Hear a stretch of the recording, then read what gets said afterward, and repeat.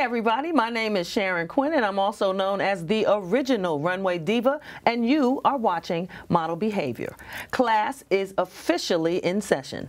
My guest lecturer today is an Emmy Award winner who has seen 4 decades of makeup. He is also a published author, having written a book on makeup tips and his experiences with his celebrity clients. In addition to 21.5 years of absolute slayage with Oprah Winfrey, he has also painted the faces of Halle Berry, First Lady Michelle Obama, and Beyonce. Welcome to Model Behavior, Reggie Wells. Hey, that means I have to be on good behavior, right? No, okay, you be who you are. I don't remember being on good behavior. But be who you are tastefully, okay?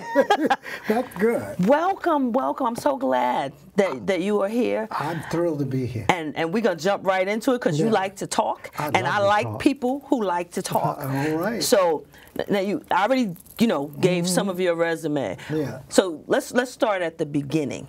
So how did you even know that this was the thing that you wanted to do? I didn't know. I didn't even start off that way. I wanted to be a school teacher because I wanted to teach, and I was an artist. So the only thing I could take back in 1965 was after I went to school and graduated in '65, I went to college, and I was lucky enough to go to a private art school. I was a guy who could doodle and draw and play and everything else. I didn't know it would be serious because I thought everybody could doodle and draw. But I found out in the 7th grade they can't. They couldn't. So I had this special gift, and I just went around and threw it where I needed. I would draw on walls and on bikes and just anywhere I could draw. So people thought that was a nuisance. To me, it was the expression of what I needed to talk about.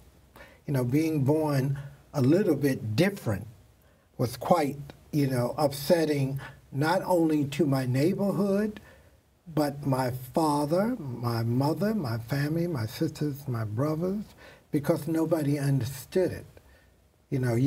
Nobody said to me that something happened that made you like that. And I'm saying I was born like this. And this is what I want to say to a lot of people. What we do is when we don't understand, we hold people back.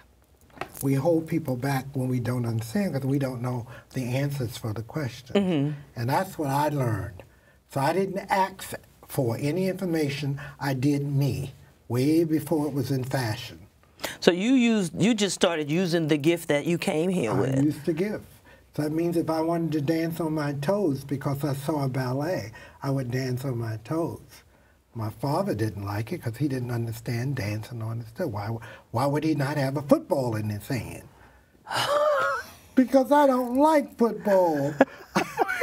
I like jacks. So I was a champion jack player. What the? A champion? Ball and jacks. Remember ball and jacks? You could get a champion. Yes. There was a championship. We had 12s, and then I took it to 13s. Yeah. And so if you could grab 13 jacks, you were good. That was hard to do back in the day. But that's back in the day. Okay.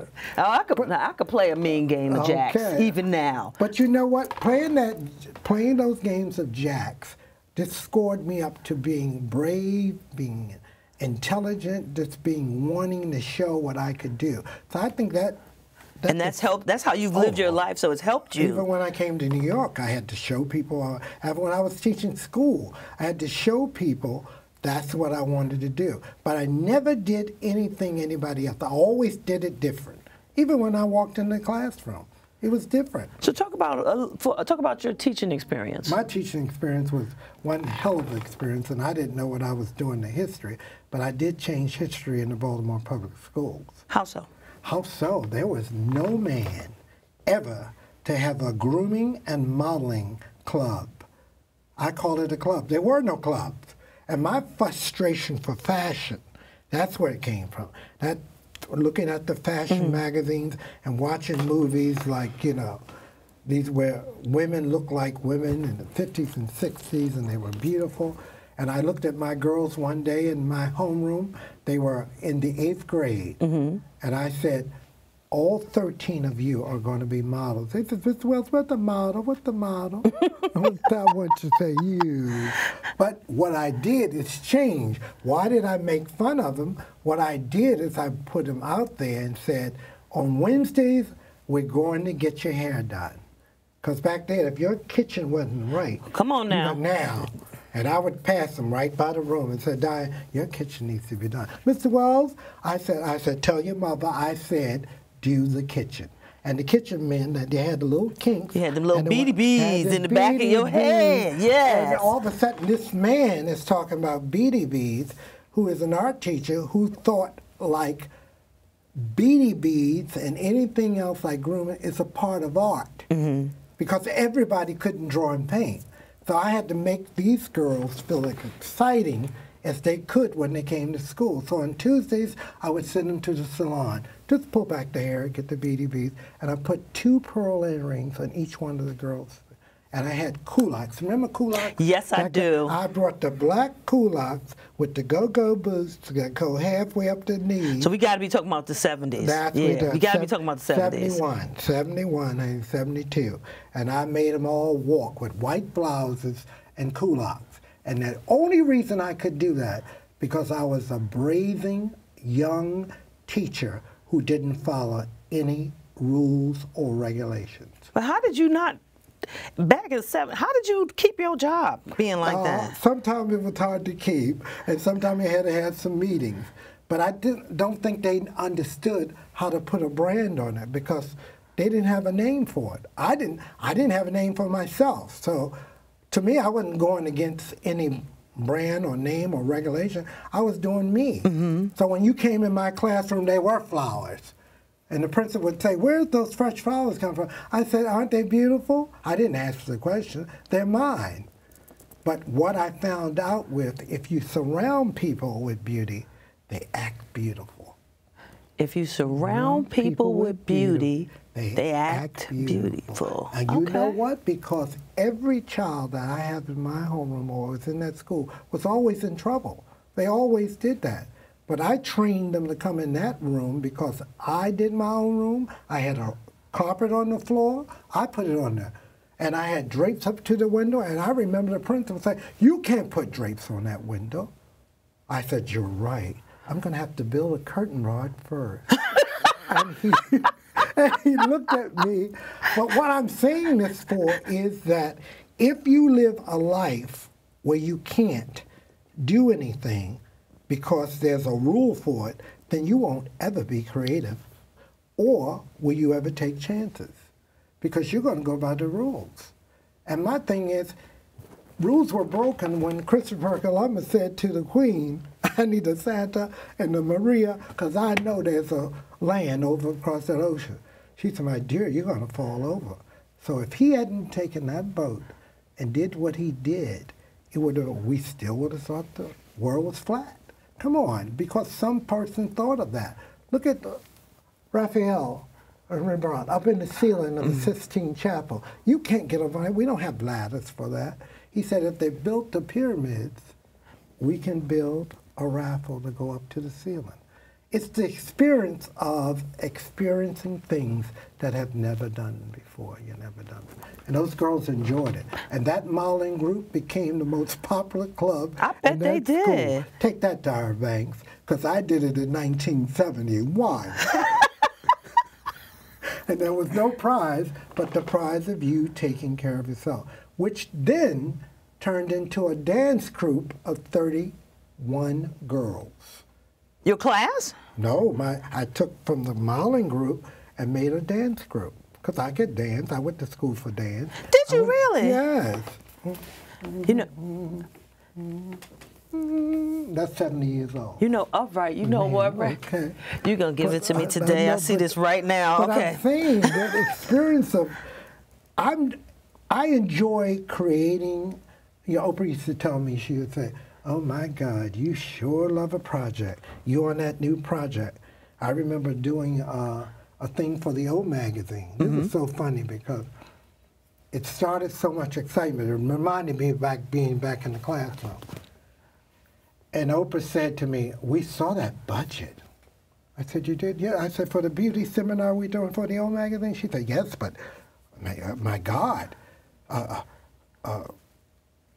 you got 15 girls from the Boston Ballet, School." I said, yes, exciting. "Well, what are you doing with them?" I said, "You have to wait and see." That's a surprise. And you got 15 makeup artists on stage. I said, 15, we're going to add one more because I need 16. And she said, "And the tape you're making, you're downstairs editing." I said, "Because we have to open the show." So the budget came to a big amount of money. Well, big enough for me to create with. And she didn't realize, her and Gail didn't realize what I was doing because you wanted me to give you the outlet. I wanted you to be surprised and see what it was. And when they saw it, they said, "My God, it was incredible. It was incredible." Because I was going to use what I was making for the budget. "If you have a problem with it, I'll take the money I'm making." And this is what you said? Yes, I said it. Well, what was the final project? The final project that I had girls to open up. We had 400 women. This is the old magazine. Dr. Phil's on one side, Naked Burgers is one. I'm on this side doing my thing with, the beauty element. So celebrating Oprah and the covers and everything. So the covers come on the screen and Sammy Davis is coming in and the girls are standing there and Sammy says, "Look at that face, just look at it. Look at that fabulous face." And Oprah's covers are popping up across the screen. Oh, wow. And the ballet dancers are da, da, da, da, da. I choreographed it, did it, everything. And girls each got $300 a piece. And they just loved it. I still have the photograph. It'll be in my memoirs. Okay, I see now you just made a nice little segue. I'm glad you did that. Let's talk about these memoirs, because just from talking to you over the last couple weeks trying to get ready for this taping, your story, if it's anything like what we've conversed about, I cannot wait to read that. The book has to be written, whether I like it or not. And I was talking to Rolanda Watts, who just finished her book, a novel. And I told her I was working on my memoirs, and she said, "Definitely write it. Because if you've done anything that can help somebody see the plateau, somebody see the outwardness, somebody can see the stretch you've done." And so I said, that's what I'm going to do, and I'm going to tell the stories, because no matter what you think of the stories, I'm only telling you what I went through to get to where I am today. Now, I'm not the kind of guy who's going to be who's going to be celebrated because I have an outspokenness.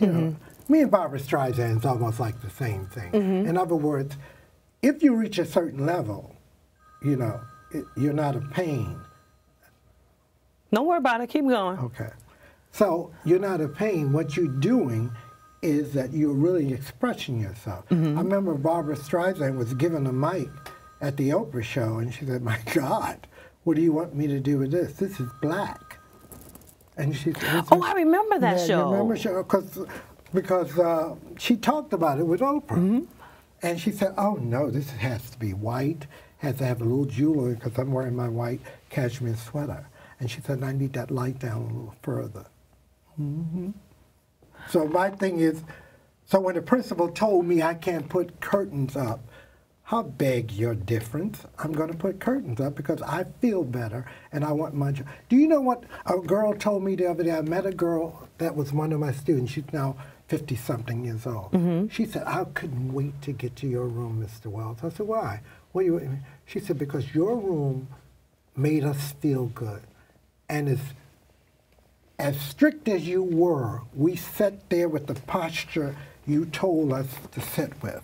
I remember you used to grade us And I would say, you would say, great, Diane, and I was jealous if you didn't come around to me. So I sat one day, and I'm not supposed to look at you because they're not supposed to look at me. I'm coming around to about it. And they got grades for their posture, and they're correct. But what I found out, they were only enjoying it because down the hall they could lay up like they wanted to lay up.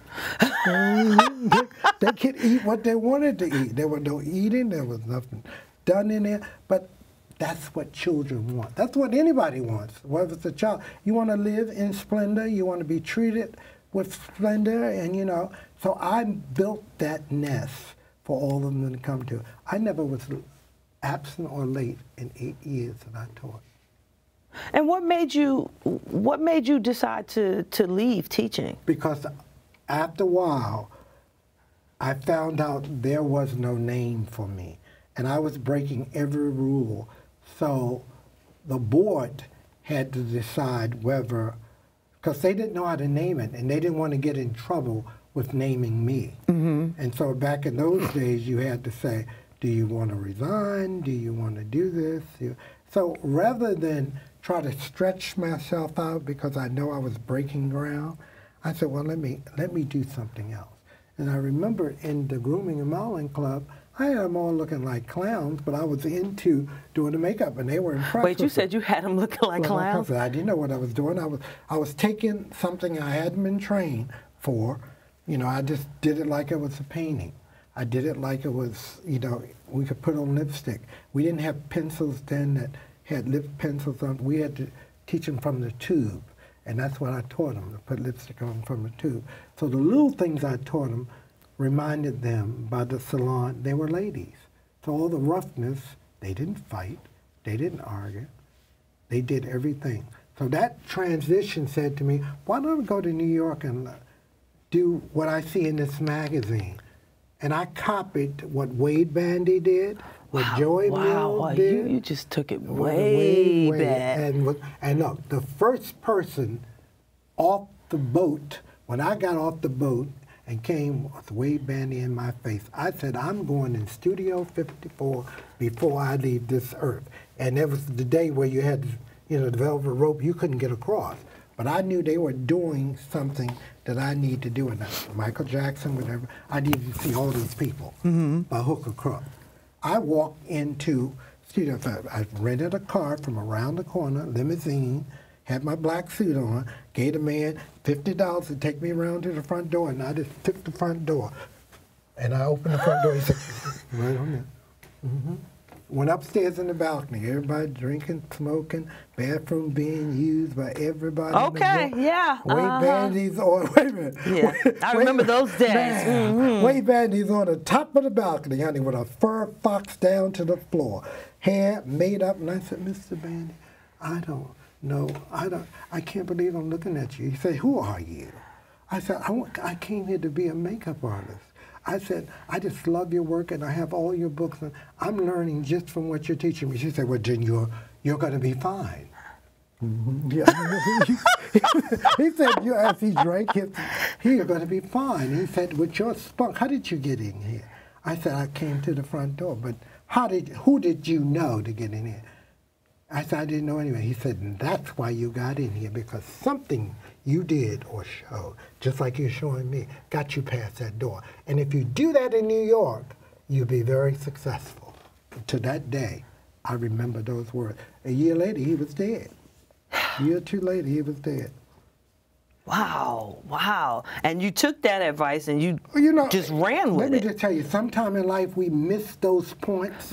We remember them, and I found out in New York, if you don't jump at those things, a girl told me one time, I used to walk around with the models. I was back there when I didn't have agent. I would walk, every time they got a ghostie, I would be right there. This little gay guy, old gay guy too, would go right there because I was testing. Now I would test in a minute. I'd go on Fifth Avenue and say, excuse me, we're doing a liquor ad and I'm doing the styling and the makeup and the hair. I love your outfit. She said, what liquor is that? I said, what's all the upscale liquor and everything? She said, well, what dress would you like? On Madison Avenue, Kustandanaka, and all these other big Yves Saint Laurent would let me borrow clothes. because it wasn't. I wasn't even. But see but that's a testimony to who you are. One, that they let you borrow them. Because Two, I convinced them. You convinced them to let you borrow the clothes. Right. But then you obviously you brought them back the same way you got them back. We brought them back. Which establishes trust. That's what it is. And that spreads quicker than anything else. And I used to tell the girls, we have to take them back. We would stop a cab, I'd make them up, the steam was coming out, and the dresses, and when they saw the shots, he ended up blowing them up for the store. And that was just like, I didn't make money, but we did a beautiful shot. And I kept that thing going. And I remember one time, somebody said, well, you know, this guy is having a photo shoot for this big new project. I said, well, what is that? I said, I can't go in there. And I remember working in Macy's and getting very frustrated. I worked in every department store, jumping around as a maker. We were making $75 a week. And I was coming from a check salary job. And I came there to do it. So I stooped down. I remember going to the YMCA to live. That's what Magic talked about, too, when she first got here. Yes, indeed. And then I found out what the song was saying. And I said, get me out of here. I got to become a star. But what we did in order to get to those levels is incredible. It was like astounding. And so my go-see calls with the girls would mean I would know where the next job was. And so and you would just show up with your stuff. No, they said you can't go in there. You got to have an appointment. And I heard the messenger. I saw this black man, and he said messenger, and they buzzed him as beep. Okay, and I said okay. I said I did it in a deeper voice. I said messenger. I don't want to play the little thing up. And this is what I found out about New York. This is what I found about New York. And they let me in. And I knew if she had opened that portfolio, I'd be lucky. And so I played dumb, because New York likes to see you dumb. So I did the dumb role. She said, excuse me, what book is that you're dropping off? Where's that from? I said, excuse me? She said, do you have an appointment here? Was somebody sending you? I said, oh, I'm sorry, miss, I don't. That's my book. She said, your book? I said, you black man. Your book? Yeah. I said, yeah. She said, what do you do? I'm a makeup artist. She said, sure you are. That's how she answered. Really? Oh, yeah. I plucked her nerve so bad. You know I did the pluck nerve. She opened that book, and what she saw was so incredible, because I'm still playing dumb.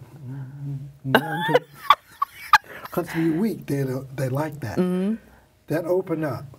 In the New York Times, there was a 16-page spread in I think it's in 80, of Jordache jeans. Okay, I remember that. Mm-hmm. It's all my work.